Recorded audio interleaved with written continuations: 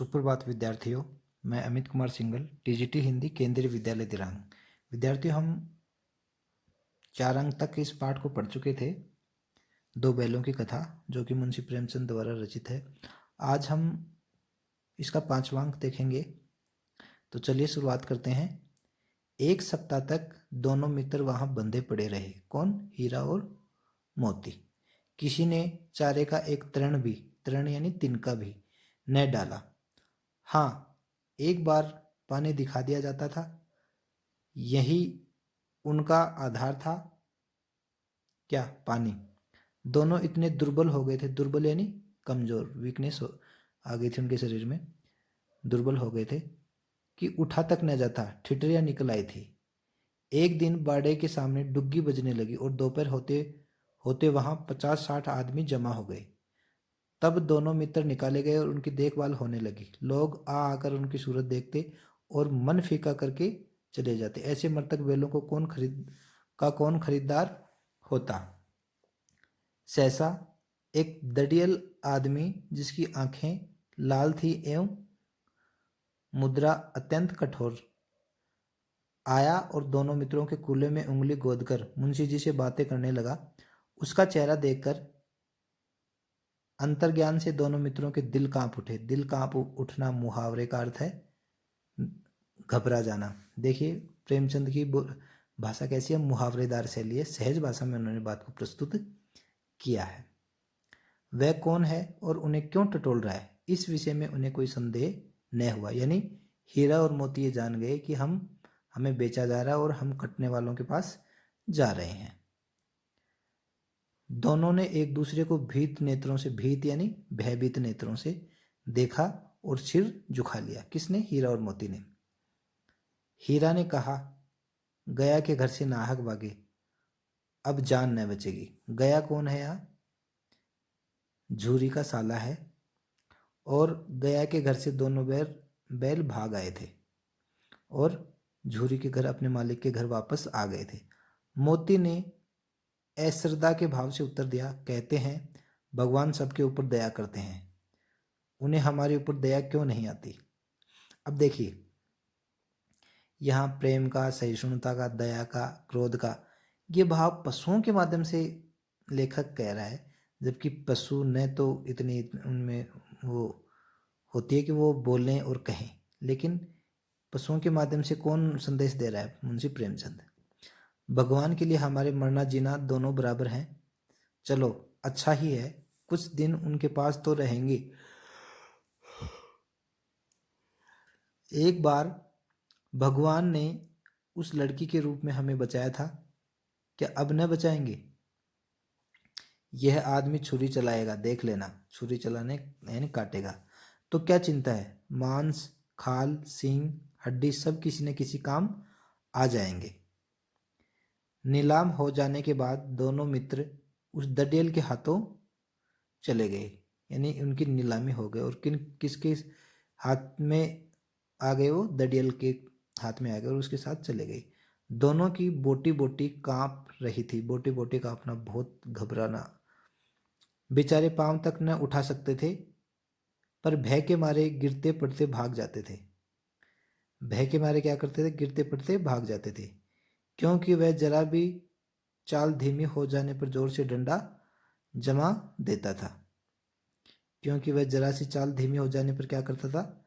डंडा जमा देता था। राह में गाय बैलों का एक रेवड़ हरे हरे हार में यानी खेत में चरता नजर आया। सभी जानवर प्रसन्न थे, चिकने, चपल और उछलता था।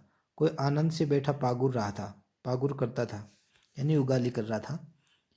कितना सुखी जीवन था इनका, पर कितने स्वार्थी हैं सब। किसी को चिंता नहीं कि उनके 2 भाई बधिक के हाथ पड़े कैसे दुखी हैं।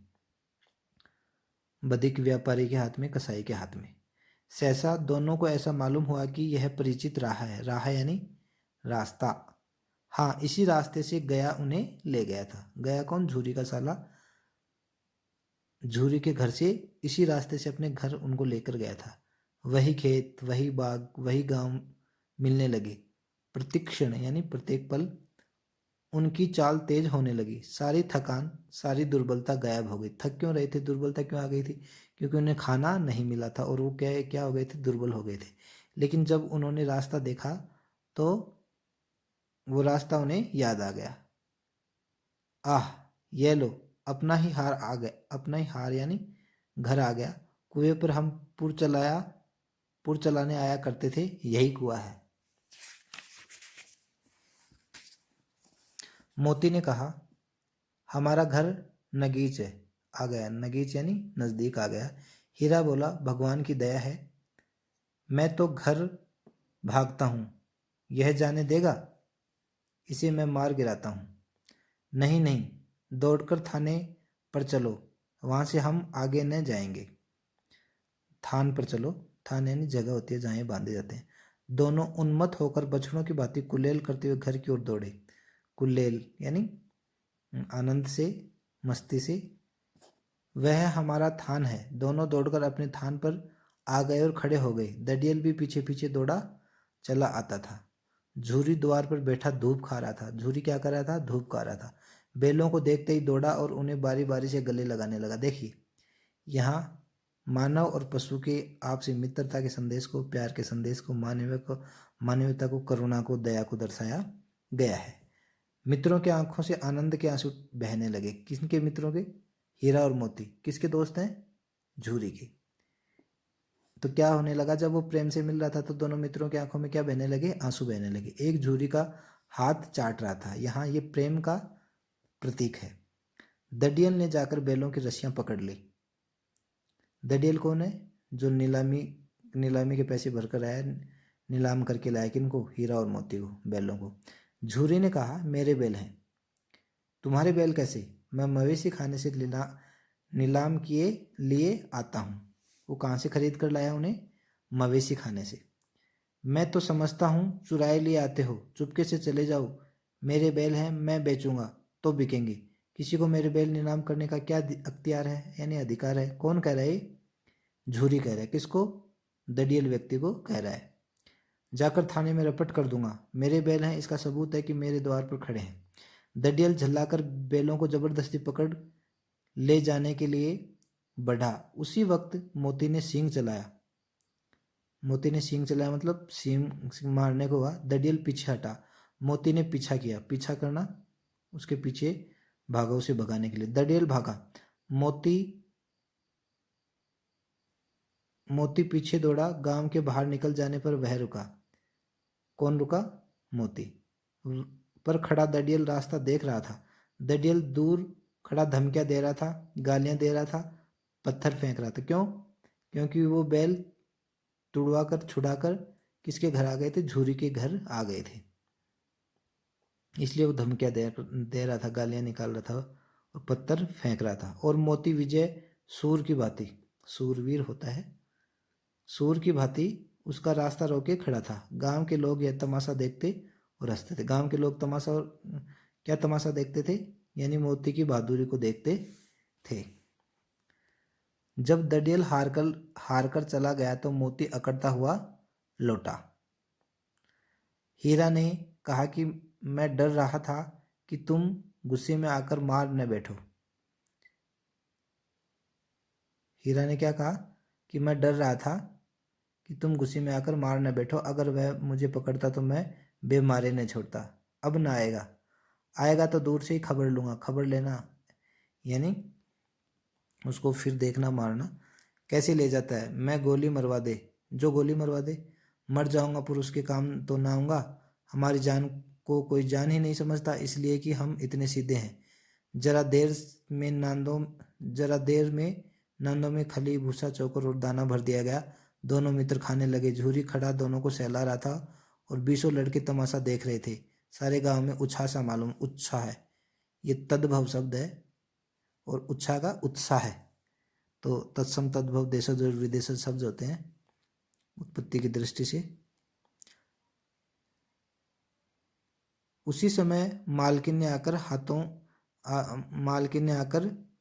दोनों मालकिन ने आकर दोनों के माथे चूम लिए। पहले तो उनको कह रहे थे कि निकम्मे हैं, ये काम नहीं करते, मेरे भाई के घर से भगकर आ गए।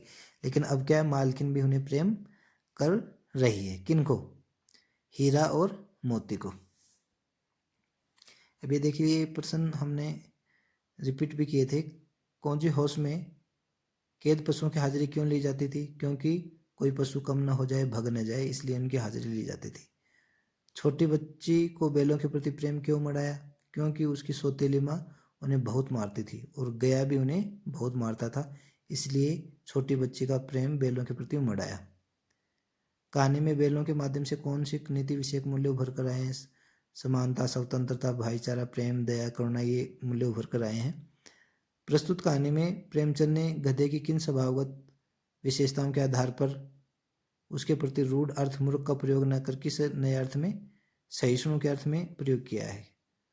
यानी गधा किसी बात का प्रतिकार नहीं करता, वो चुपचाप क्या सह लेता है? शोषण सह लेता है ना। हमेशा सुख दुख में एक समान रहता संत की तरह, तो उसे सहिष्णु कहा गया है। किन घटनाओं से पता चलता है कि हीरा और मोती में गहरी दोस्ती थी? वो ज़्यादा से ज़्यादा एक दूसरे को सूंघ कर चाट कर प्रेम व्यक्त करते थे।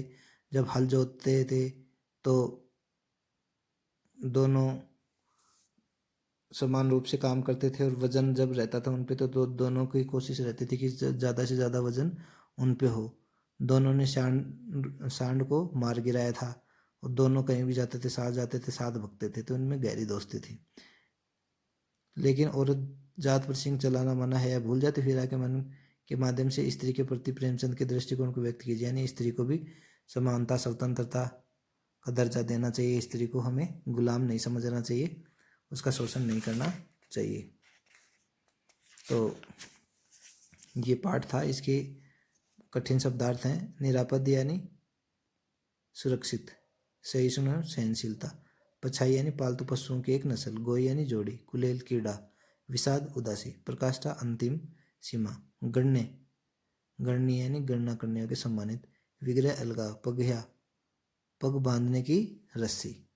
और कुछ शब्द ये भी हैं, प्रश्न ये भी हैं कि किसान जीवन वाले समाज में पशु और मनुष्य के आपसी संबंधों को कहानी में किस तरह व्यक्त किया गया है? क्योंकि जब वो गया के घर से और दडियल के घर से भग कर आते हैं तो झूरी उन्हें बहुत प्रेम प्यार करता है उनसे, उनके गले में हाथ डालकर उन्हें चूमता रहता है। इतना तो हो ही गया, 9-10 प्राणियों की जान बच गई, वे सब तो आशीर्वाद देंगे। मोती के इस कथन के आलोक में उसकी विशेषता बताइए। कर भला तो हो भला, यानी वो उनका भला करना चाहता है। वो जेल की दीवार को गिरा देता है, और वो कौन सी होश में जो पशु हैं वो भग जाते हैं वहाँ से।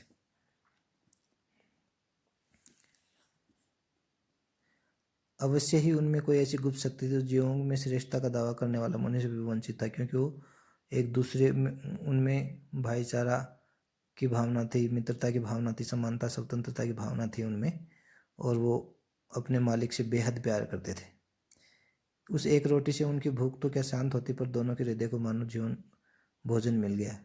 जब वो छोटी लड़की उन्हें रोटी खिलाने आती उसकी, क्योंकि उसकी सौतेली माँ उन्हें मारती थी, तब छोटी बच्ची का बैलों के प्रति प्यार उमड़ आया था। तो जब वो छोटी बच्ची उन्हें बैलों को रोटी खिलाती तो उन एक रोटी से उनकी शांत भूख तो क्या शांत होती, पर उनके हृदय को मानो भोजन मिल गया हो। गया ने हीरा मोती को दोनों बार सूखा खाने के लिए दिया, क्योंकि गया प्राय बैलों पर अधिक खर्च नहीं करना चाहता था। गरीबी के कारण खली आदि खरीदने, वह हीरा मोती के व्यवहार से बहुत दुखी था। उसे खली आदि सामग्री की जानकारी नहीं थी। वह प्राय बैलों पर अधिक भी नहीं खर्च करना चाहता था, ये बात सही है।